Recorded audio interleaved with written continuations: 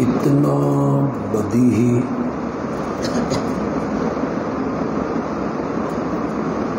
اتنا روشن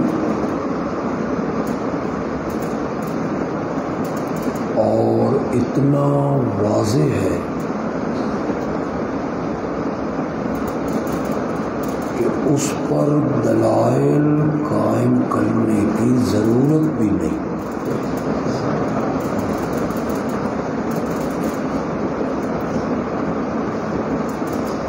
دن کے 12-1 بجے کا ٹائم ہو سورج پوری طاقت سے روشن ہو،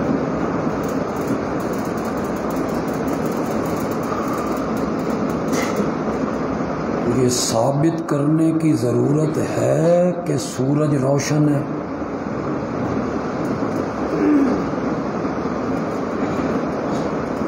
سورج کی روشنی خود اس سورج پر دلیل ہے۔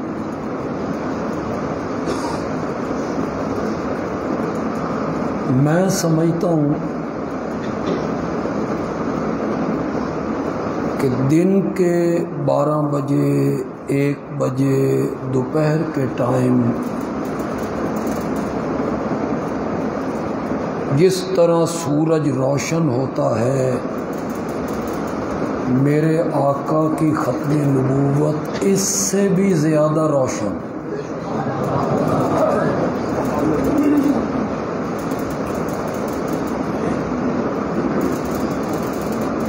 اللہ کی الوہیت اس پر دلائل کی کیا ضرورت ہے؟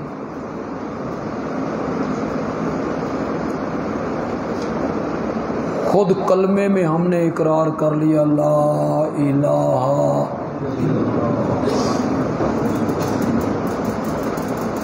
مان لیا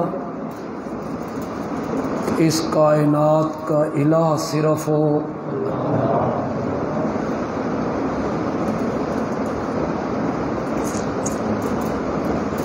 یہ جو کلمے میں لا ہے نا، لا یہ بڑا ڈڈ ہے۔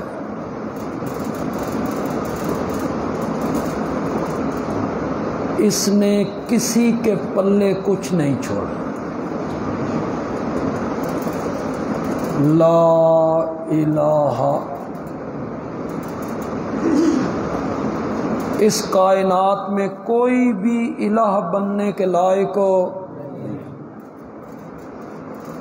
نہ کوئی نوری، نہ ناری، نہ خاکی، نہ ازلی، نہ ابدی، نہ عرشی، نہ فرشی، نہ کوئی نبی، نہ ولی، نہ پیر، نہ فرشتہ، نہ انسان، نہ جن، نہ شجر، نہ حجر، نہ قبر، کوئی بھی الہ بننے کے لائق اللہ کے ساتھ بچا تو صرف کون بچا؟ الا اللہ۔ شاید یہ جو آپ بابو لوگ ہیں، شہری لوگ، آپ تو میرے اشارے کو نہ سمجھیں، طالب علم اور اہل علم وہ سمجھیں گے بھی صحیح، لطف بھی لیں۔ 2 لا بڑے زبردست ہیں، جس پر داخل ہو جائیں نا ککھ بھی نہیں ران دیندے۔ ایک لا الہ والا لا اور ایک لا نبی یا بادی والا لا۔ اس لا نے بھی سارے جھوٹے الہوں کو ختم کر دی، اور لا نبی یا بادی والے لا نے بھی سارے جھوٹے نبیوں کو۔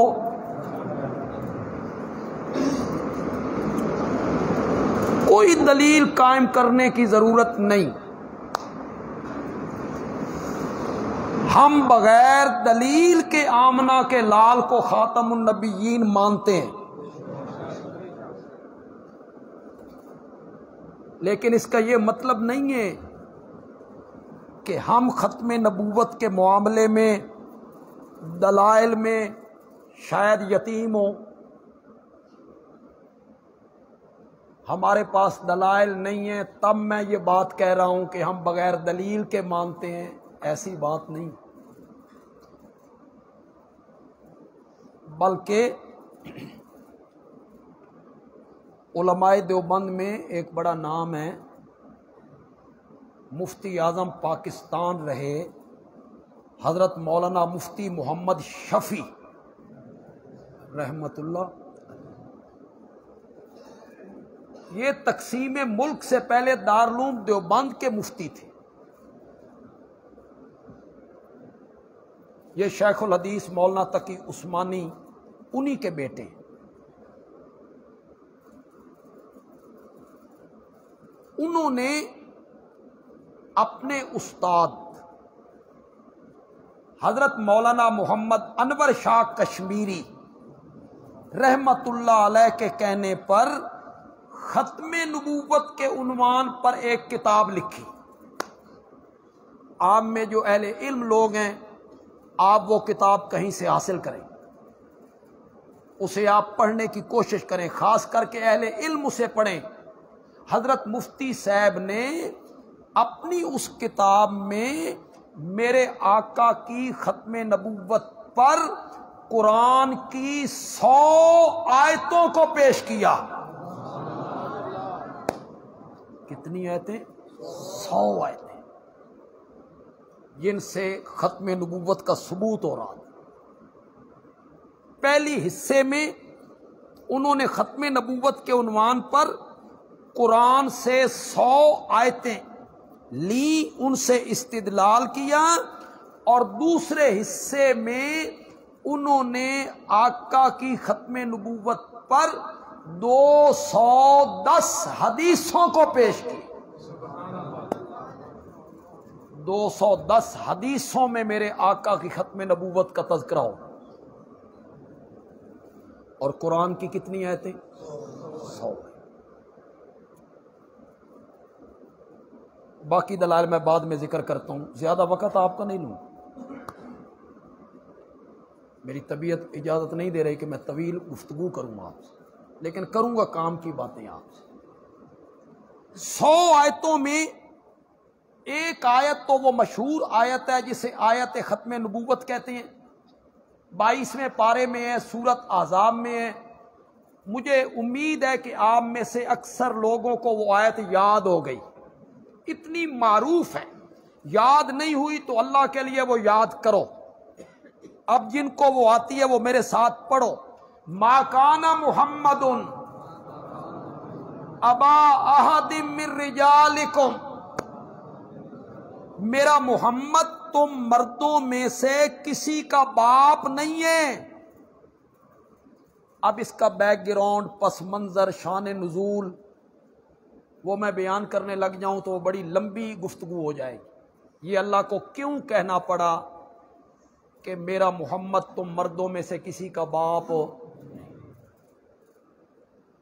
میرے نبی نے ایک منہ بولا بیٹا بنا لیا تھا زید، اس کی شادی کروا دی اپنی پھوپھی زاد بہن زینب سے۔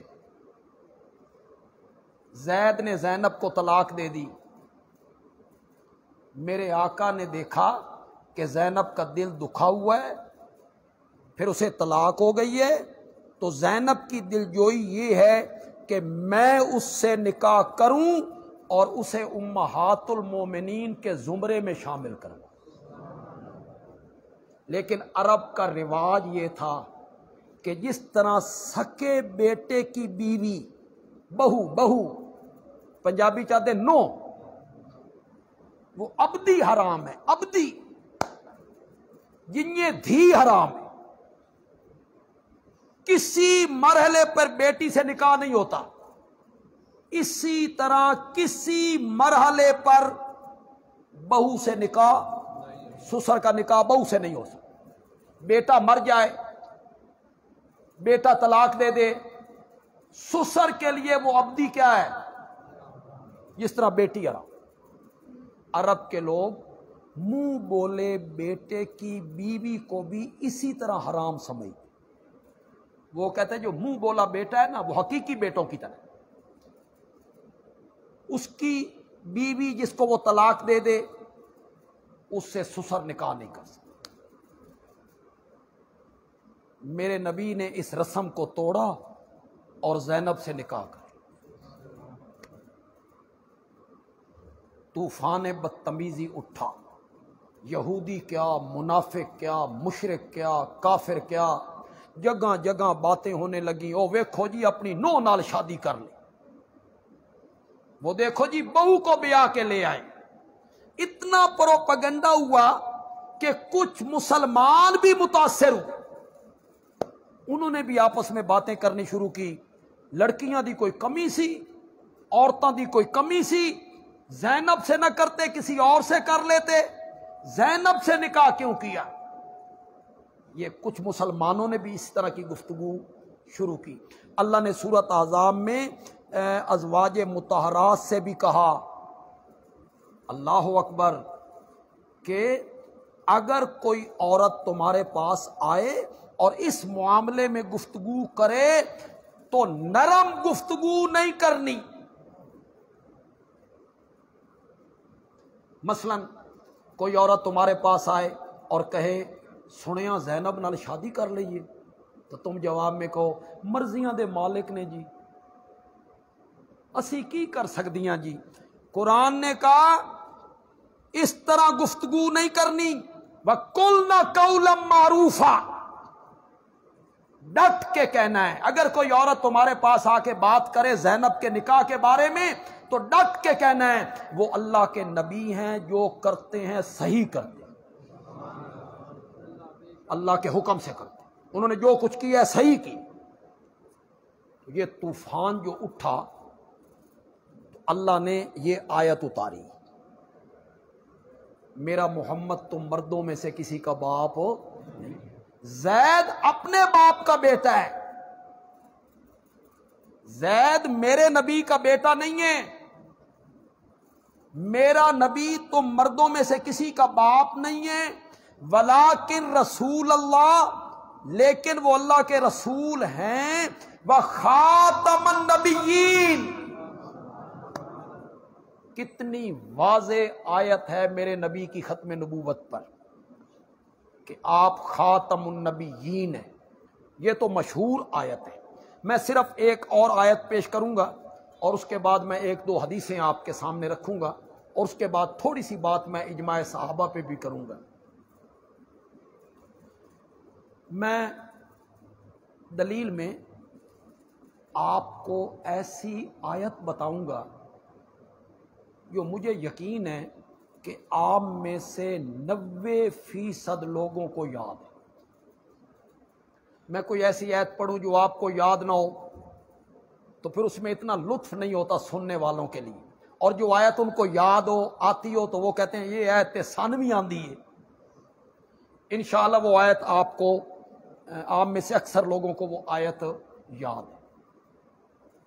देखें, मैंने पहले दरस में जो मैंने कल दिया 18 ब्लॉक में, मैंने उसमें कहा कि हम अपने दुरूस में कोई तज़हीक आमेज़ लहजा, तहकीर आमेज़ लहजा, कोई फबती, कोई मजाक, हम ऐसा नहीं करेंगे, उसका फ़ायदा भी कोई नहीं। आप भी ख़त्म नबूवत पे ख़तीबों की तकरीरें सुनते रहते हैं, तो हम चंगी तरह पता पे ख़तीब की ये तकरीरें करते, वो मजाक उड़ाते हैं, तहकीर करते हैं, तज़हीक करते हैं, मिर्ज़े की ज़ात पे गुफ्तगू करते रहते हैं। हम गुफ्तगू करेंगे कि अगर हमारी गुफ्तगू फेसबुक के ज़रिए, यूट्यूब के ज़रिए, सोशल मीडिया के ज़रिए किसी मिर्ज़ई तक भी पहुंचे ना, तो वो सोचने पर मजबूर हो जाए। कोई हमारी ज़ाती दुश्मनी तो उनके साथ नहीं है ना, क्यों भाई मिर्ज़इयों के साथ आपकी कोई ज़ाती अदावत है? हम ये चाहते हैं कि वो जहन्नम में रहें, हम ये नहीं चाहते। हम ये चाहते हैं अल्लाह उन्हें ईमान की तौफीक दे, जहन्नम से बच जाएं। जिस रास्ते पे वो चले हुए हैं वो सीधा जहन्नम की तरफ जा रहा है। हमने कोशिश करनी है, मेहनत करनी है, उन्हें बचाना है। लिहाजा मैं जो दलील दे रहा हूं, आप भी इसे पल्ले बांधें, इस पर गौर करें, फिक्र करें, सोचें। खास करके मिर्ज़इयों तक अगर मेरी ये आवाज पहुंच रही है, उनके जो नौजवान हैं, वकील हैं, प्रोफेसर हैं, डॉक्टर हैं, पढ़े लिखे हैं, तालीम याफ्ता हैं, खुदा के लिए वो मेरी इस बात पे गौर करें। आप यकीन करें, ये जो मौजूदा नस्ल है मिर्ज़इयों की, मौजूदा, इन्हें कोई पता नहीं है कि मिर्ज़े की किताबें क्या हैं, इन्हें कोई पता नहीं मिर्ज़े का दावा क्या था, इन्हें कोई पता नहीं मिर्ज़ा कहता क्या था, इन्होंने पढ़ा ही नहीं। یہ جو موجودہ نسل ہے نوجوان مرزائی، یہ کیوں مرزائی ہیں؟ یہ اس لیے مرزائی ہیں کہ ان کے باپ دادا کیا تھے؟ انہیں اگر سمجھایا جائے، دعوت دی جائے، ان کو جھنجھوڑا جائے، ہو سکتا ہے کہ کئیوں کو ہدایت نصیب ہو۔ گالیاں نکالنے سے کیا ہوگا؟ میں مرزے کو 5 گالیاں نکال دوں، کیا فائدہ ہوگا؟ فائدہ یہ ہے کہ ہمارے بیان سے کوئی ایک مرزائی بھی راہ راست پہ آئے، اس تک ہماری بات پہنچے، وہ راہ راست پہ آئے۔ میں پڑھے لکھے مرزائیوں سے التماس کروں کہ میری اس دلیل پر وہ غور کریں، جو میں دلیل پیش کرنے لگا ہوں خدا کے لیے اس پہ غور کریں۔ پہلے پارے میں سورت بقرہ کی ابتدا میں اللہ نے متقی لوگوں کی صفتوں کا ذکر کیا۔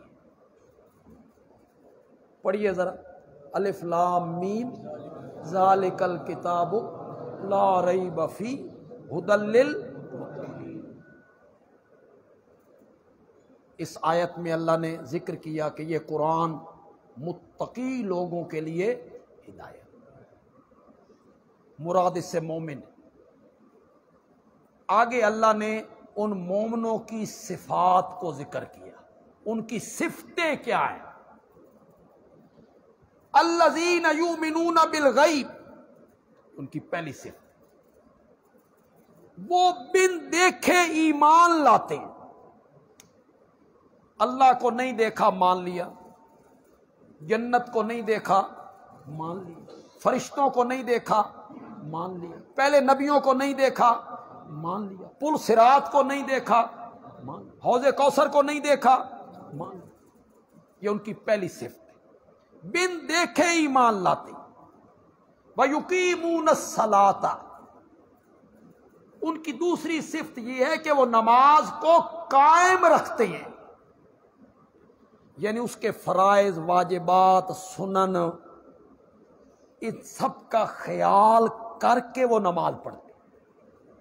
ہم نماز پڑھتے ہیں اور قرآن کا مطالبہ ہے نماز قائم کرنا۔ قائم کرنا کیا؟ اس کا سجدہ، رکوع، قومہ، جلسہ، خشوع، خضوع، عاجزی، اس کے ساتھ نماز پڑھی، یہ ہے نماز کا قائم کرنا۔ وَمِمَّا رَزَقْنَاهُمْ يُنْفِقُونَ، یہ ان کی تیسری صفت کو ذکر کیا، اور اس میں بڑا خوبصورت انداز رکھا ہے اللہ نے۔ میں معنی بھی بڑا آسان سا کر دوں گا، ہماری دی ہوئی روزی میں سے وہ خرچ کرتے ہیں۔ نہیں نہ تو سمجھ آئے، تم ڈوب کے نہیں سنتے ہو، تم نہیں نہ سنتے ہو فہم کے ساتھ، بس میں نے بیان کر دیا آپ نے سن لیا، ذرا سمجھو تو صحیح رب کیا کہ اپنی روزی میں سے خرچ کرتے ہیں، نہیں اپنے مال میں سے خرچ کرتے ہیں، نہیں کہا، نہیں کہا۔ پھر بندے کو خرچ کرتے ہوئے تکلیف ہوتی، میری روزی، میرا مال، میری زمین، میرا زیور، میری فصلیں، میری دولت، پھر تکلیف ہوتی بندے کو۔ اللہ نے ضرب لگائی، اللہ نے فرمایا مما رزقناہم ينفقون، اس روزی میں سے خرچ کرتے ہیں جو ہم نے ان کو دے رکھی ہے۔ اللہ ضرب لگاتے ہیں کہ جو تیرے پاس دولت ہے نا وہ ہم نے دی ہے، وہ ہمارا کرم ہے۔ یہ جو بنگلوں میں رہتے ہو، مکانوں میں رہتے ہو، 5-5 مرلے، 10-10 مرلے، 8-8 مرلے، نیچے منزلیں اوپر منزلیں، تہاڈی رب نال رشتہ داری کوئی نہیں، رشتہ داری ہے تمہاری رب سے۔ سفر کرتے ہوئے سڑک کے کنارے خیموں اور جھگیوں میں رہنے والوں کو دیکھا کرو، یک بستہ راتیں سردیوں کی، اوپر سے بارش برس رہی ہے، پانی خیموں میں آ رہا ہے اور ان کے بچے وہاں راتیں گزار، ان کو دیکھا کرو۔ تجھے میں نے مکان دے دی، تجھے میں نے بنگلہ دے دی،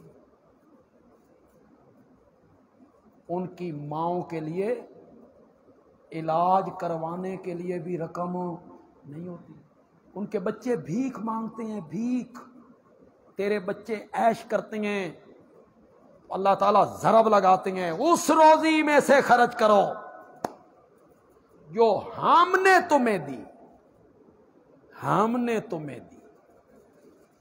اور یہ بھی نہیں بے ساری خرچ کرو، یہ بھی نہیں کہ آدھی خرچ کرو، یہ بھی نہیں کہ چوتھائی خرچ کرو۔ اللہ اکبر، فرمایا سال گزر جائے نا تو 40واں حصہ، کتنا؟ 100 روپے میں سے صرف 2.5 روپے، 1000 روپے میں صرف 25 روپے، لاکھ روپے میں صرف 2500، باقی سارے تیرے۔ زکوٰۃ کا معنی ہی پاکیزگی کا ہے۔ زکوٰۃ کا کیا معنی ہے؟ پاکیزگی۔ مطلب کیا ہوا کہ وہ مال تو نے رب کے رستے میں دیا تو باقی مال کیا ہو گیا؟ سچی سچی گل کرو، جتنے اللہ والے بیٹھے ہو، اللہ سے ڈرنے والے جہاں بیٹھے ہو، ورنہ تو بڑے بڑے دولت مند ہم نے دیکھے ہیں وہ اللہ کے رستے میں زکوٰۃ بھی نہیں دیتے، زمینوں کا عشر بھی نہیں دیتے، پیداوار کا عشر بھی نہیں دیتے۔ اللہ والے بیٹھے ہو، ڈرنے والے بیٹھے ہو، سچی سچی گل کرو۔ اگر اللہ یہ حکم دیتا کہ دولت میں دیتی ہے، تو ماں کے پیٹ سے آیا تھا تو ننگے بدن تھا، ننگا سر تھا، ننگے پاؤں تھے، کوئی مکان کوئی جائیداد نہیں تھی، پھر سب کچھ تیرے پاس آیا، یہ میں نے دیا ہے۔ ہن وپار دی گل اے وے بھئی ادھا مال تیرا تے ادھا میرا۔ تو جو رب سے ڈرنے والے تھے عمل کرتے کہ نہ کرتے؟ لاکھ میں 50,000 تیرا، 50,000 میرا، میں نے دیا ہے، میں نے دیا ہے، ہن ادھا من دے، نہیں کہا۔ فرمایا لاکھ میں 97,500 تیرے، 2,500 میرے، تے جڑے میرے نے نا وہ بھی اتے نہیں سٹنے کہ تو اوپر پھینک میں اوپر سے کیچ کروں، نہ، وہ بھی خرچ کرنا ہے برادری کے غریب رشتہ دار، وہ بھی خرچ کرنا ہے محلے کے غریب رشتہ دار، مسکین، یتیم، فقیر، مدارس میں پڑھنے والے، اللہ کے رستے میں چلنے والے طالب، ان پہ تو نے خرچ کرنا ہے، اپنوں پہ خرچ کرنا ہے۔ تے دنیا دا کوئی بینک نہیں جیڑا تین اتنا نفع دے وے جتنے نفع کا اعلان میں کر رہا ہوں۔ تو آج میرے رستے میں 1 روپیہ خرچ کر، میں قیامت کے دن 700 بنا کے تجھے واپس بھی کروں گا۔ پھر بندے نہیں دیتے رب کے رستے میں۔ انج نہ سمجھنا کہ میں چندہ منگن لگا تواڈے کول، چندہ نہیں میں تواڈے کول منگا، تو میں کہہ رہا ہوں کہ رب کے رستے میں خرچ کیا کرو۔ اللہ نے دولت دی ہے نا، غریبوں، فقیروں، مسکینوں، ان کا خیال کیا کرو، صرف زکوٰۃ نہیں صدقے بھی دیا کرو۔ یہ صدقے نہیں نہ دینے تو تواڈا مال کھانا ڈاکٹراں، ہسپتال والیاں، آپریشن، ہسپتالوں کے دھکے کھواؤ۔ میرے آقا کے فرمان پہ، میرے آقا کے فرمان کو مان لو۔ دنیا کی ہر بات غلط ہو سکتی ہے، میرے آقا کی کوئی بات غلط نہیں ہو سکتی۔ میرے آقا کے فرمان کو مان لو۔ میرے آقا نے کہا تھا صدقات دافع البلیات، صدقے مصیبتوں کو ٹال دیتے ہیں۔ جب بیمار ہوتے ہو، کوئی آپریشن ہوتا ہے، ایمرجنسی ہوتی ہے، اسلام آباد بھاگے، لاہور بھاگے، کبھی خیال آیا بھئی صدقہ بھی کروں؟ کبھی آیا خیال آپ کو؟ یہ جو 10 گولیاں اور ٹیبلٹ اور کیپسول اور سیرپ پھانکتے رہتے ہو، کبھی اس گولیاں اور ٹیبلٹ اور کیپسول لینے سے پہلے پڑھتے ہو وَإِذَا مَرِضْتُ فَهُوَ يَشْفِينِ، جب میں بیمار ہوتا ہوں تو وہی مجھے شفا دے۔ کبھی پڑھا ہے؟ صرف انحصار کیا دوائیوں پر۔ صدقہ کیا کرو، صدقے مصیبتوں کو ٹال دیتی ہیں، صدقے سے مال بڑھتا ہے جی، صدقے سے مال زیادہ ہوتا ہے۔ آپ کہیں گے بندیالوی جی میرے پاس 10,000 روپے تھے، میں نے 1,000 صدقہ کر دیا، وہ 11 تے نہیں بنے، وہ تے رہ گئے 9، بظاہر تو کم ہو گئے۔ تو یہ قرآن حدیث کیا کہہ رہے ہیں کہ صدقے مال کو بڑھا دیتی ہیں، صدقہ کرنے سے مال بڑھ جاتا ہے، بظاہر تو گھٹتا ہے۔ آج آپ کو اس کا مفہوم سمجھاؤں، کئی دنوں تک لذت حاصل کرتے رہو گے۔ صدقے سے مال بڑھنے کا یہ مطلب ہے کہ تجھ پر ایک مصیبت آنے والی تھی، تیری اولاد پر، بیوی پر، ماں پر، بہنوں پر، بھائیوں پر، ان میں سے کسی پر کوئی مصیبت آنے والی تھی، دکھ تکلیف، جس پر تیرے لاکھوں روپے لگنے تھے، ہسپتال کے دھکے بھی کھانے تھے۔ جب تو نے رب کے راستے میں صدقہ کیا نا، اللہ نے اس آنے والی مصیبت کو تجھ سے ٹال دیا، مال کیا ہو گیا؟ وہ جو وہاں خرچ ہونا تھا وہ بچ گئے۔ تو صدقہ کیا کرو۔ یہ جو غریب لوگ یہاں بیٹھے ہیں، دہاڑی دار لوگ بیٹھے ہیں یہاں، تو سب ہی صدقہ کیتا، کوئی صدقے، یہ طالب علم بیٹھے ہیں، مولانا بیٹھے ہیں،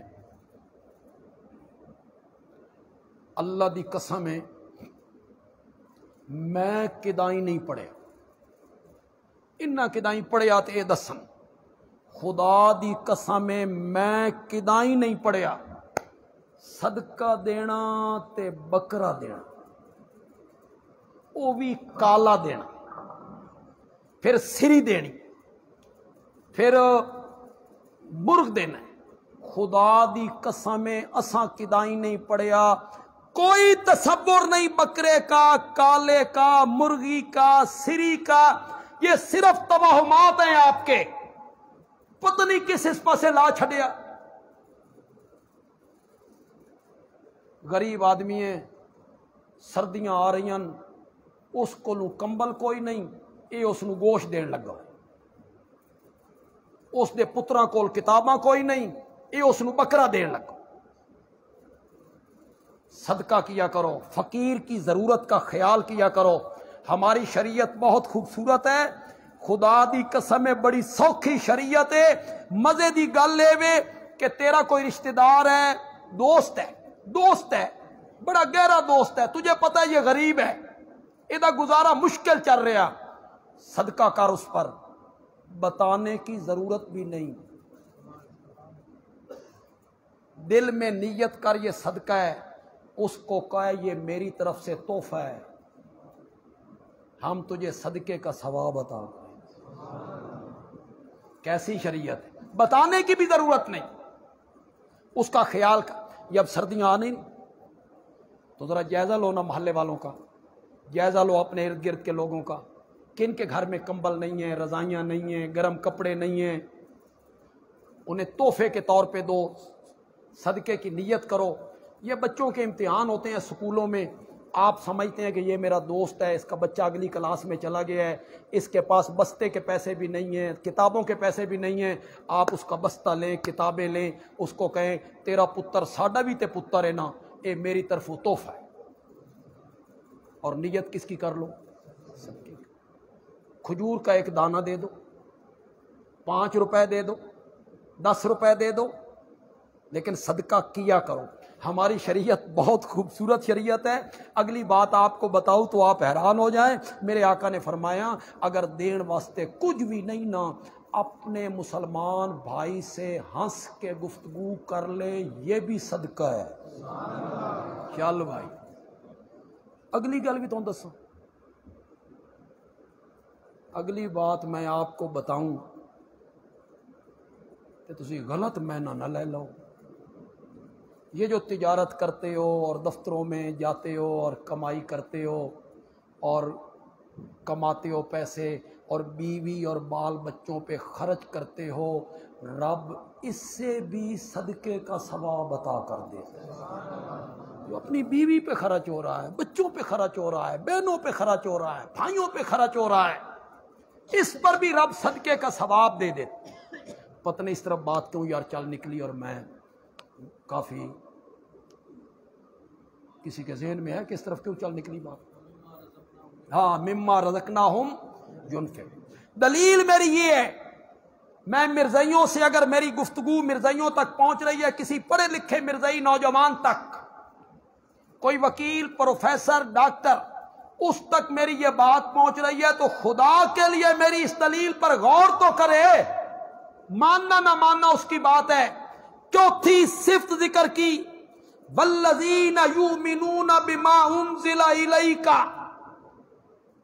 مومن وہ ہیں جو اس وحی پر ایمان لاتے ہیں جو ہم نے آپ کی طرف اتاری، وما انزل من قبلک، مومن وہ ہیں جو اس وحی پر ایمان لاتے ہیں جو آپ سے پہلے اتاری۔ بندیالوی کہتا ہے آپ کے بعد بھی وحی نے آنا ہوتا تو اس آیت میں من بعدک کا بھی تذکرہ ہوتا کہ نہ ہوتا؟ من قبلک کا جو تذکرہ کیا، آپ سے پہلے اترنے والی وحی کو وہ مانتے ہیں، آپ کے بعد بھی اگر وحی اترنی ہوتی تو اس وحی کا بھی ذکر ہوتا کہ آپ کے بعد جو وحی اتاری جائے گی وہ اس پر بھی ایمان لاتے ہیں۔ لیکن یہاں من قبلک کا ذکر ہے، من بعدک کا تذکرہ، اسے پلے باندھ لیں۔ یہ آیت آپ کو یاد ہے، اس دلیل کو پکڑ لیں۔ کسی مرزائی سے آپ کی گفتگو کیا کرو۔ اگر کوئی آپ سے گفتگو کرنا چاہتا ہے، مناظرہ کرنا چاہتا ہے، بحث کرنا چاہتا ہے، کرو، یہ دلیل اس کے سامنے رکھو کہ اگر ہمارے آقا کے بعد بھی وحی نے اترنا ہوتا، کسی نے نبی بن کے آنا ہوتا، اس پر وحی کا نزول ہوتا، تو قرآن نے یہاں من قبلک کا ذکر کیا، تو بعد میں آنے والی وحی کا بھی ذکر ہونا چاہیے تھا کہ نہیں ہونا چاہیے تھا؟ لیکن قرآن من بعدک سے خاموش ہے۔ میں اس پر کتنی دلیلیں پیش کرتا چلا جاؤں۔ وما ارسلنا من قبلک الا رجالا، ہم نے آپ سے پہلے جتنے پیغمبر بھیجے تھے وہ سارے مرد تھے۔ وما ارسلنا من قبلک من رسول الا نوحی الیہ انہ لا الہ الا انا فاعبدون، ہم نے آپ سے پہلے جتنے نبی بھیجے تھے ان کی طرف یہی وحی کرتے رہے تھے کہ میرے سوا الہ۔ یہ کیوں قرآن من قبلک من قبلک من قبلک کا ذکر کرتا ہے؟ اگر آپ کے بعد بھی کسی نے نبی ہونا ہوتا تو جس طرح من قبلک کا ذکر کیا گیا ہے، من بعدک کا بھی تذکرہ ہونا چاہیے۔ او بھائی کوئی دلیل سمجھی بھی تو ہے کہ کوئی نہیں سمجھ؟ اللہ کرے آپ کو سمجھ آ جائے۔ قرآن کی 100 آیتیں اور میرے نبی کی کتنی حدیثیں؟ 210 حدیث۔ اس مسئلے پہ صحابہ کا اجماع ہوا، سارے صحابہ اس پر متفق ہوئے۔ کس بات پہ؟ یہ اجماع کس بات پہ ہوا ہے؟ کہ جو آدمی ہمارے آقا کے بعد نبوت کا مدعی ہے وہ بھی کافر ہے، اور جو اسے نبی تسلیم کرتے ہیں وہ بھی کیا ہیں؟ کافر۔ صحابہ کا اس پر کیا ہوا؟ اجماع۔ میں اس علمی گفتگو کی طرف نہیں جانا چاہتا۔ نبی اکرم صلی اللہ علیہ وسلم آپ کی وفات کے بعد 3 مسئلے کھڑے ہوئے۔ 3، اسامہ کا لشکر روانہ کرنا تھا، 1، کچھ لوگوں نے زکوٰۃ دینے سے کیا کر دیا؟ انکار۔ کلمہ بھی پڑھیں گے، نماز بھی پڑھیں گے، زکوٰۃ نہیں دیں، 2۔ تیسرا، مدعیان نبوت، جھوٹے مدعیان نبوت، مسیلمہ کذاب، اسود انسی، ان کا کلا کما۔ یہ 3 محاذ تھے۔ یہ جو پہلے 2 محاذ ہیں نا، اسامہ کا لشکر بھیجنا چاہیے کہ نہیں بھیجنا چاہیے، منکرین زکوٰۃ کے خلاف کارروائی ہونی چاہیے کہ نہیں ہونی چاہیے، اس میں اختلافی نوٹ آیا. یہ بات میں بڑی کہنے لگا ہوں آپ کو، اگر آپ کو سمجھ آ جائے. ان دونوں میں اختلافی نوٹ، اور اختلافی نوٹ معمولی آدمی کا نہیں آیا، فاروق اعظم رضی اللہ تعالی انہوں نے اختلافی نوٹ دیے. کیا؟ ان کا مطمع نظر یہ تھا 3 محاذ یکدم کھولنے کی ضرورت نہیں، اس طرح ہم کمزور ہو جائیں. پہلے مدعیان نبوت کا کلا کما کر لیں، ان سے فارغ ہوں گے تو ان سے بھی نپٹ لیں. منکرین زکوٰۃ کی بات آئی نا، یہاں بھی اختلافی نوٹ آئے. اسامہ کا لشکر روانہ کرنا ہے، اختلافی نوٹ آئے. یہ کلمہ پڑھتے ہیں، نماز پڑھتے ہیں، صرف زکوٰۃ نہیں دیتے نا. تو پہلے مدعیان نبوت سے نپٹ لیں، پھر ان سے 2 ہاتھ کر لیں گے. یہ کچھ صحابہ کا خیال. حضرت عمر نے ان کا نمائندہ بن کے اظہار کیا. حضرت سیدنا صدیق اکبر رضی اللہ تعالی بڑے نرم دل ہیں. حضرت عمر تو بڑے جری آدمی ہیں نا، بڑا جلال ہے طبیعت میں.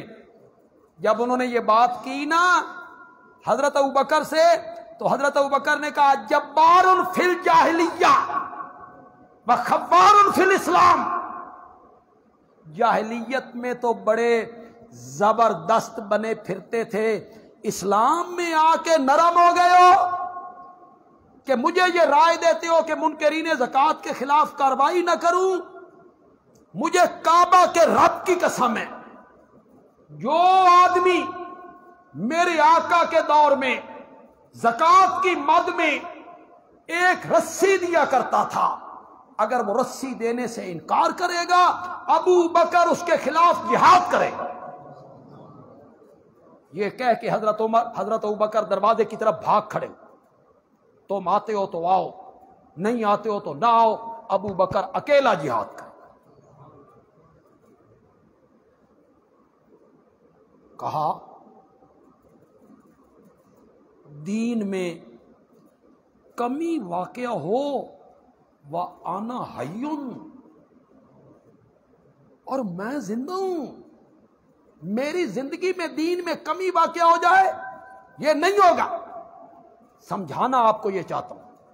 ان دونوں معاملات میں اختلافی نوٹ آیا، لیکن مدعیان نبوت کے خلاف کارروائی کرنے میں کسی صحابی کا اختلافی نوٹ نہیں.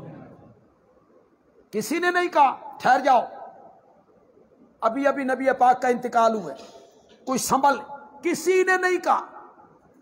سب سے پہلا اجماع ہوا صحابہ کا، مدعیان نبوت کے خلاف جہاد کیا. کیوں جی؟ جب مسلمہ نے نبوت کا دعویٰ کیا میں نبی ہوں، نبی پاک کے زمانے میں نبوت کا دعویٰ کر دیا تھا. یہ پتہ ہے آپ کو؟ نبی پاک کی زندگی میں اس نے نبوت کا دعویٰ کیا تھا. ایک نبی پاک کو اس نے خط بھی لکھا. اس خط میں اس نے لکھا تھا یہ خط مسلمہ کی طرف سے لکھا جا رہا ہے جو اللہ کا رسول ہے، محمد کی طرف جو اللہ کا رسول ہے. اس کے نیچے اس نے مضمون لکھا میں نے سنا ہے آپ کہتے ہیں کہ ساری دنیا کا میں نبی ہوں، اے چنگی گل نہیں، ادھی دنیا دے تسی نبی ہو تے ادھی دنیا دا میں نبی. یہ اس نے خط لکھا تھا. علامہ ابن کثیر نے البدایہ والنہایہ میں اس کو ذکر کیا. میرے آقا نے اس خط کا جواب دیا. شروع میں ہی میرے آقا نے دانت کھٹے کر دیے. آپ نے فرمایا یہ خط لکھا جا رہا ہے محمد کی طرف سے جو اللہ کا رسول ہے، مسلمہ کی طرف لکھا جا رہا ہے جو پرلے درجے کا جھوٹا ہے، کذاب ہے. آپ نے اس کو خط لکھا کہ تم جھوٹے ہو، جھوٹ بولتے ہو. تم نبوت کا سلسلہ میری ذات پہ کیا ہو گیا؟ ختم ہو. تو جب مسلمہ نے نبوت کا دعویٰ کیا تو صحابہ نے مسلمہ کو یہ کہا ہوگا مناظرہ کر لیویے، مباحثہ کر لیویے، ٹیبل ٹاک کریے، تو دلیلاں دے کہ وہی کا سلسلہ جاری ہے، ہم دلیلیں دیں گے کہ وہی کا سلسلہ ختم ہو گیا ہے، اور ٹیبل ٹاک کریں، مناظرہ کریں؟ نہیں، اس پر غور کرو، اس بات پر خدا کے لیے کتنا سخت رد عمل ہے صحابہ کا۔